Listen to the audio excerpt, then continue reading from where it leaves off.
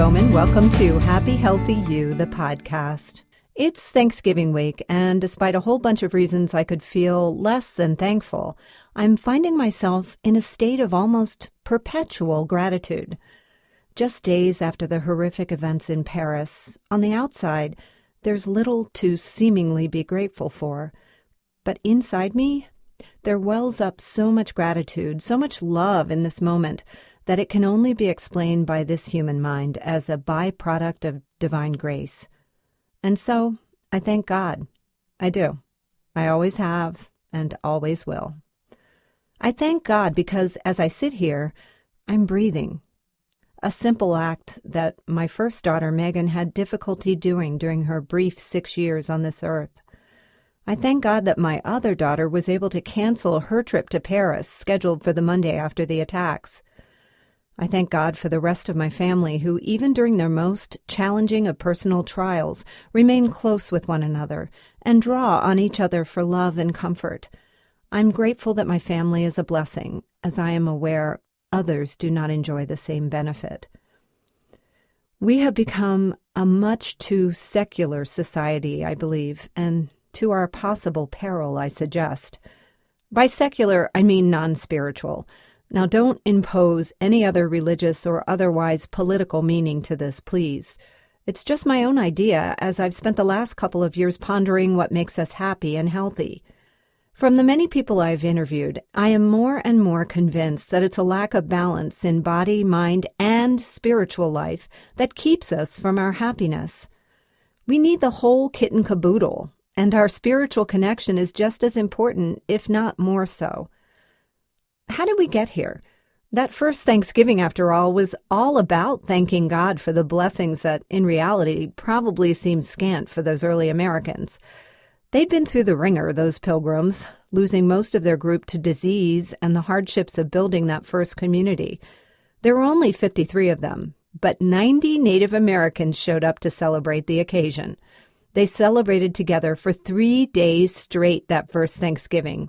No doubt abundantly grateful for their lives and the friendship of these unlikely and radically dissimilar new friends in this new and foreign land. I love this idea. Just imagine these 53 British folk hanging out with 90 of these natives who welcomed them with food and partied with them until their bellies were full. There was no football to watch back then, so I imagine they just ate and drank until they could no more, and then stumbled back to their huts in a massive food coma. What a funny lot they probably were, these reds and these whites coming together to give thanks to the God of their understanding. You gotta wonder what those natives were thinking about these guys. I mean, they probably got all dressed up, set the table, and formally said their Christian prayers. The natives were probably like, "Wow, dudes, it's freezing out here and you have no food, but you're still going to party. Awesome." They showed up to the celebration with food and a generous spirit, and all was good. God was there in that first celebration of Thanksgiving, being thanked by this unlikely group of very different people who respectfully, for the moment anyway, accepted each other and just enjoyed each other's company. As the Paris attacks were happening, I was attending a yoga certification at Yogaville, an ashram in southwestern Virginia. Yogaville was founded by Swami Satchidananda of Woodstock fame and his followers back in 1980.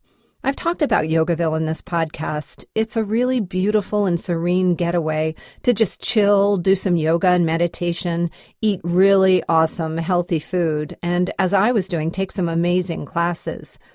It's not a very plugged-in place, however, so leave the technology at home. There is very little phone service and Wi-Fi is scarce. So when the Paris events were happening, information was pretty slow in coming in. Among other things, at my certification, we studied Bhakti, which is one of the 4 branches of yoga. Bhakti means devotion to God or a higher power.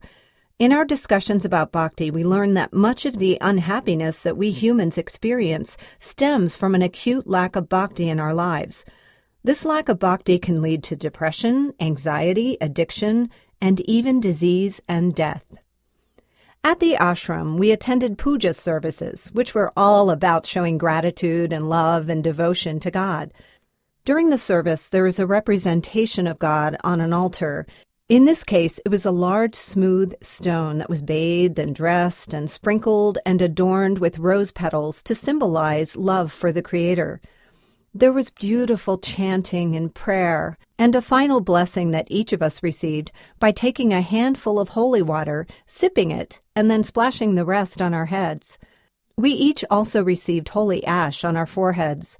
The whole experience was very reverential, sacred, and moving, and such a beautiful reminder that I could spend a lot more time in my life in gratitude and devotion. Yes, I could. This Hindu celebration is designed to bring us into communion with God on a very personal level. Because the mind works with name and form, we are better able to grasp the enormity of the concept of God by using a tangible symbol, like the stone in this case.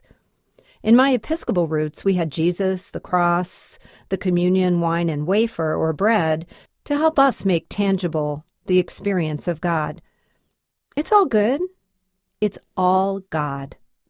Just as those Pilgrims and Native Americans came together that first Thanksgiving, this Hindu celebration of gratitude and devotion serves a similar purpose, to bring us into conscious communion with our Creator. These sacred forms of bhakti are important to us on a spiritual level, but also on a physical and mental one as well. Sacred practices of gratitude are healing on all levels. I left the ashram and went back to my regular life, renewed after all the yoga and meditation, and also after observing and practicing bhakti, albeit in a new and unfamiliar way. On the following Tuesday, just days after Paris, I was in a Starbucks in Washington, D.C., near the Capitol, where I was to work later that morning. D.C. was on high alert, and there were policemen with their giant guns on every corner.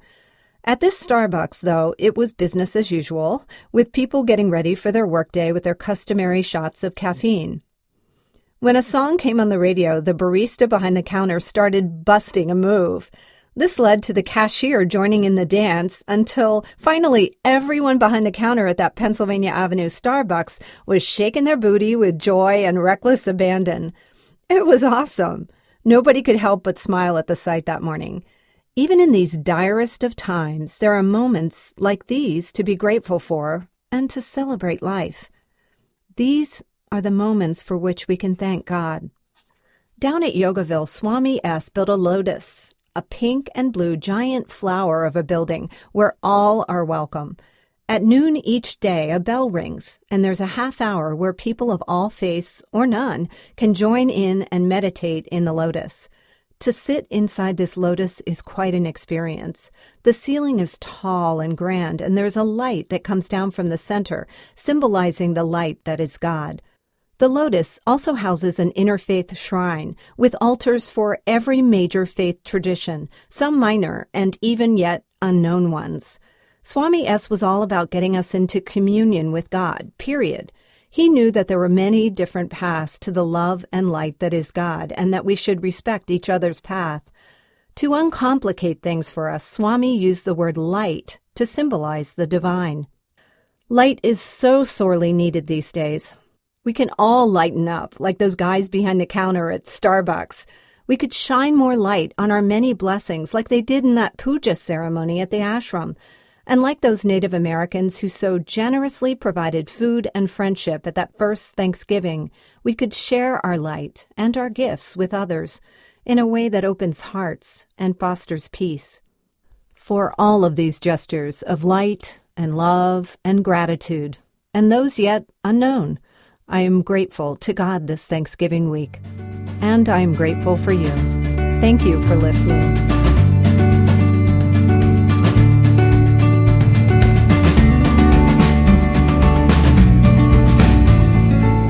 Hi, everybody. I'm Connie Bowman. Thanks for listening to Happy Healthy You. You know, the holidays can be a really tough time for some people. If you know of anyone who is struggling right now, I have a couple of ideas for you. First, have them listen to this podcast, of course.